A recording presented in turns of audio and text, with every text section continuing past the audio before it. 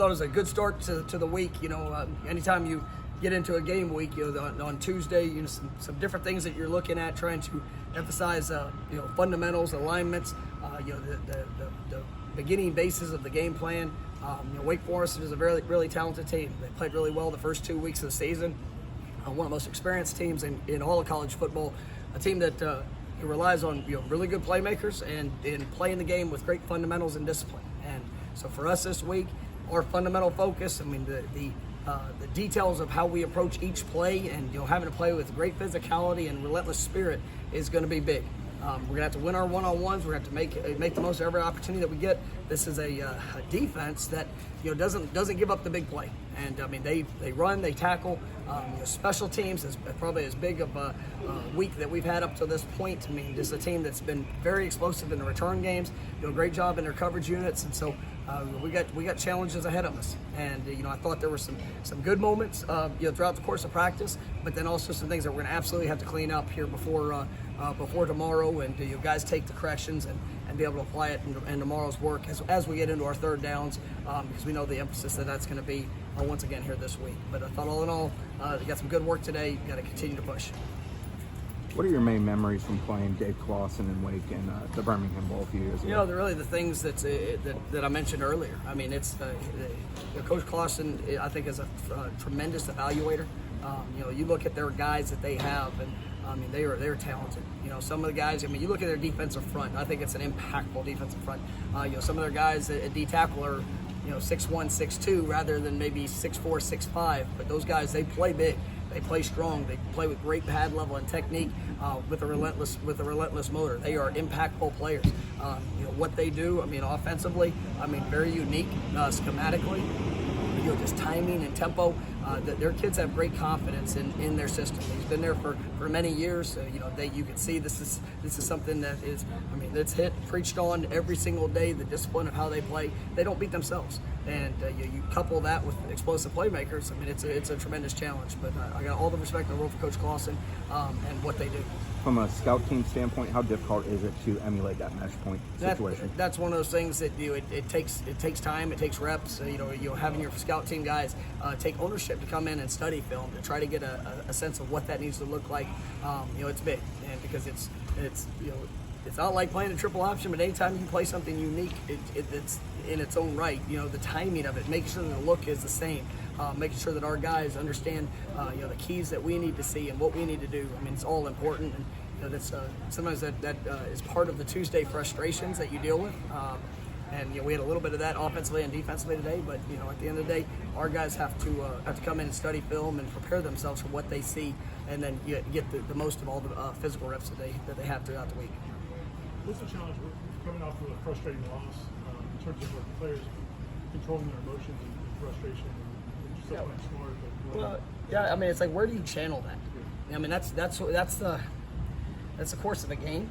It's a course of practice. It's a course of life. You're going to be put in uncomfortable situations. Nobody wants to lose. Nobody wants to have a bad play. Nobody wants to be embarrassed, right? But those things, they show up in life.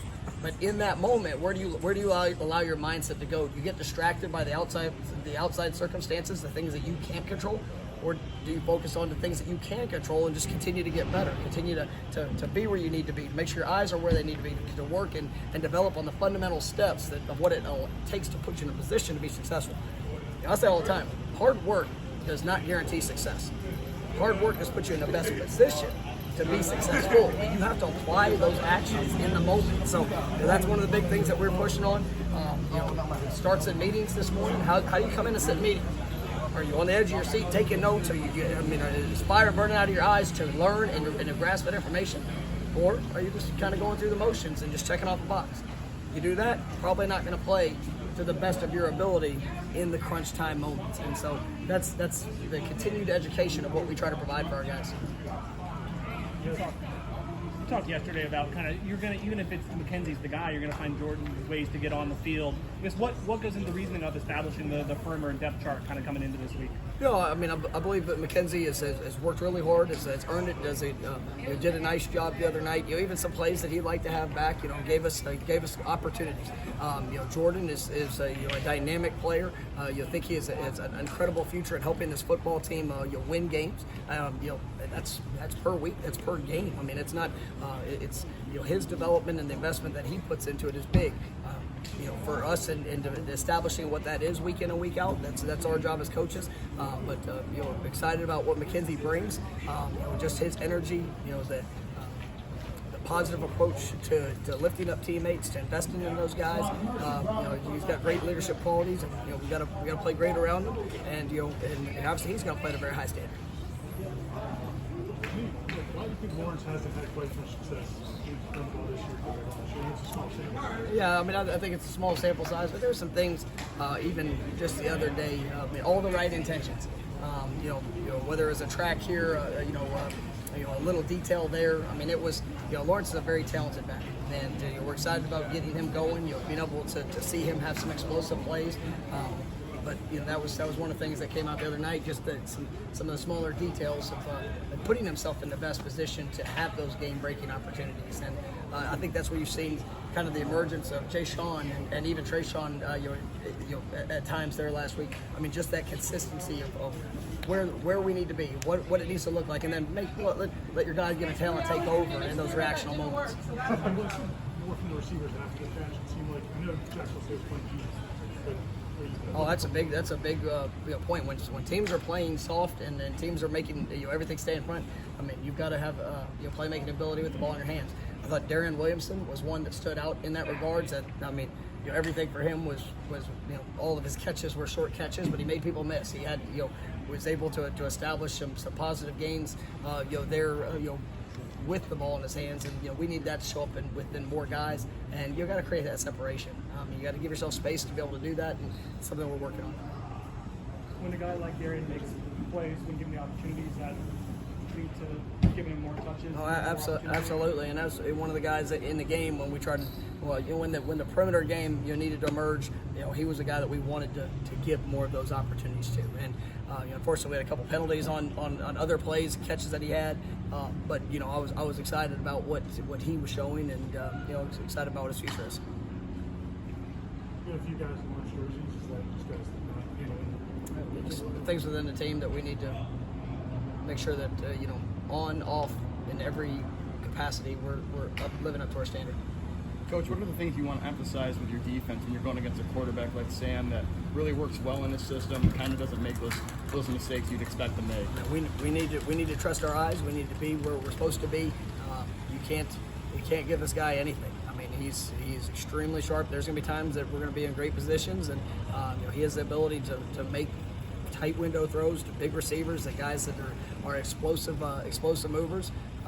This is going to be a great challenge for our defense. And, everything within their offense starts with a running game.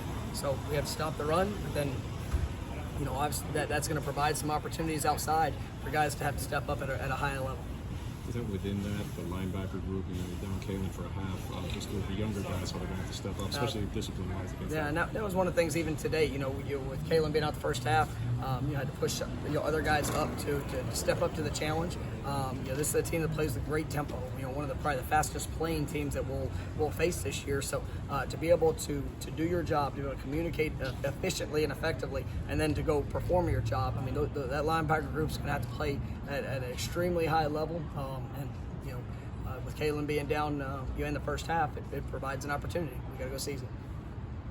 You mentioned the frustrations during practice. I mean, how much of that is just that single rep, or how much of it is where you guys are right now in the season, the urgency of this week? Say frustrations at practice? Yeah, for well, you. I live frustrated at practice most days, and so it's you always want more. You always want to push, and some of those things were the look that we were getting. Some of those things were the performance and where our eyes were. In all phases, I want to make sure we're making the most of the time.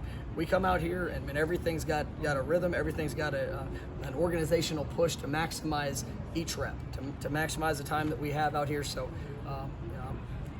like I said, I live in frustration at practice, and I'm pretty good at it. One more thing, McKenzie, you see the practice, but also during the game. It seems like he's much more comfortable about making sure guys are lined up around him. Like, making sure everybody else knows what they're doing. Yeah, he's- How far is he coming? Just a ton. I mean, being a first year in offense, that's just the investment, the film study, understanding the language. There's still things that he has to continue to work on and make sure his eyes are right, and he's going to gain in that confidence with each rep that he gets.